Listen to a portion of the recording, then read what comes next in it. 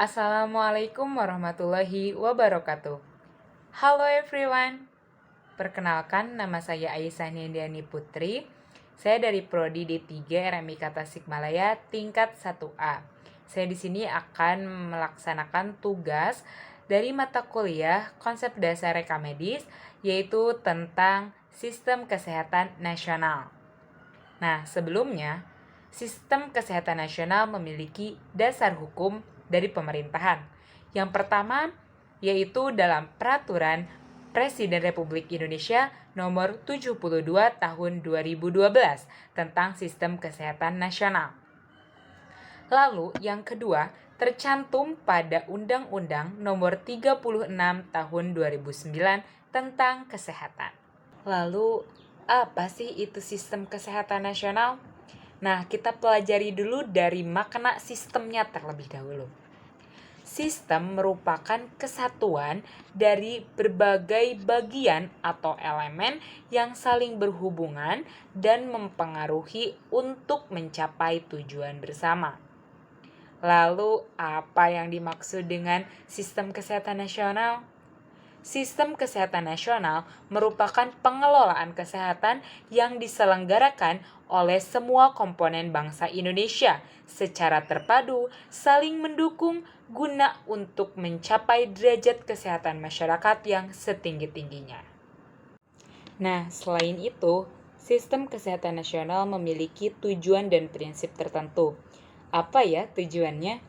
Tujuan didirikannya SKN atau Sistem Kesehatan Nasional adalah agar terselenggaranya pembangunan kesehatan oleh semua komponen bangsa, baik pemerintah, pemerintah daerah, atau masyarakat termasuk badan hukum, badan usaha, dan lembaga swasta secara sinergis, berhasil guna dan berdaya guna sehingga terwujud derajat kesehatan masyarakat yang setinggi-tingginya.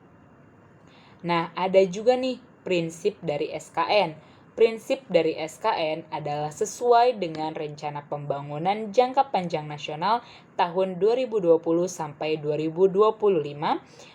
Pembangunan kesehatan diarahkan untuk meningkatkan kesadaran, kemauan, dan kemampuan hidup sehat bagi setiap orang agar peningkatan derajat kesehatan masyarakat di Indonesia naik setinggi-tingginya. Selanjutnya ada subsistem kesehatan nasional. Itu ada 5 komponen utama. Yang pertama ada upaya kesehatan, yang kedua ada pembiayaan kesehatan, yang ketiga ada sumber daya, yang keempat ada pemberdayaan masyarakat, dan yang kelima ada manajemen kesehatan. Mari kita bahas satu persatu. Nah, yang pertama ada upaya kesehatan. Nah, upaya kesehatan tuh yang seperti apa sih? Jadi, upaya kesehatan merupakan tatanan yang menghimpun berbagai upaya kesehatan masyarakat atau UKM dan upaya kesehatan perorangan atau UKP secara terpadu dan saling mendukung guna menjamin tercapainya derajat kesehatan yang setinggi-tingginya. Nah, ada yang bertanya, apa sih tujuan diadakannya sistem upaya kesehatan ini? Jadi, tujuan diadakannya sistem upaya kesehatan ini adalah terselenggaranya upaya kesehatan yang tercapai, terjangkau, dan bermutu untuk menjamin terselenggarakannya pembangunan kesehatan guna meningkatkan derajat Kesmas yang setinggi-tingginya. Lalu, komponen yang kedua adalah pembiayaan kesehatan.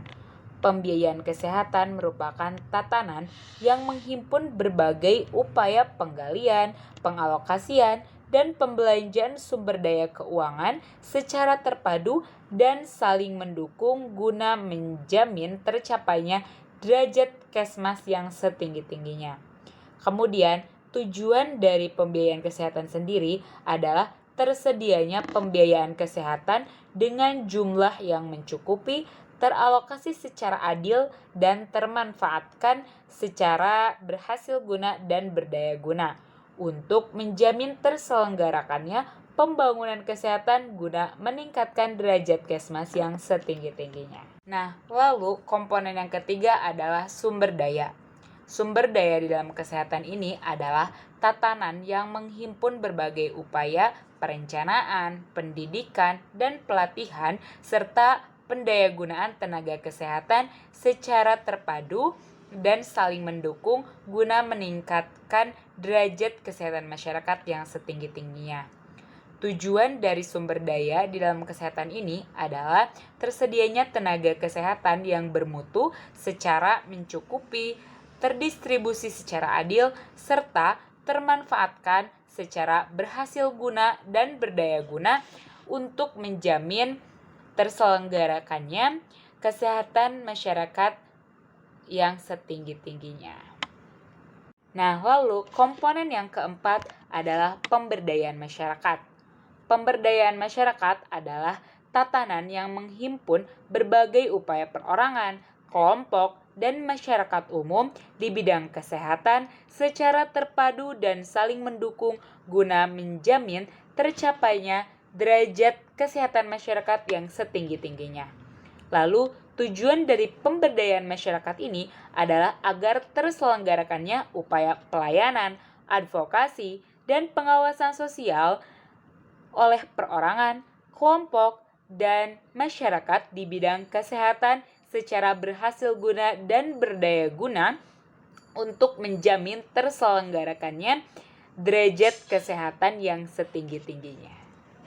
Komponen yang kelima adalah manajemen kesehatan.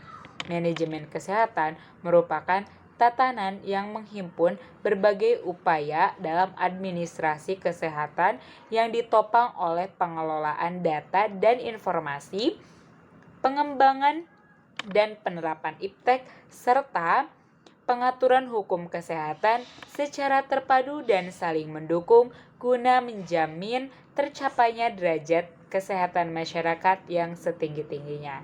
Nah, tujuan dari manajemen kesehatan ini adalah agar terselenggaranya fungsi-fungsi administrasi kesehatan yang berhasil guna dan berdaya guna yang didukung oleh sistem informasi, iptek, dan hukum kesehatan untuk menjamin terselenggarakannya pembangunan kesehatan guna meningkatkan derajat kesehatan masyarakat yang setinggi-tingginya.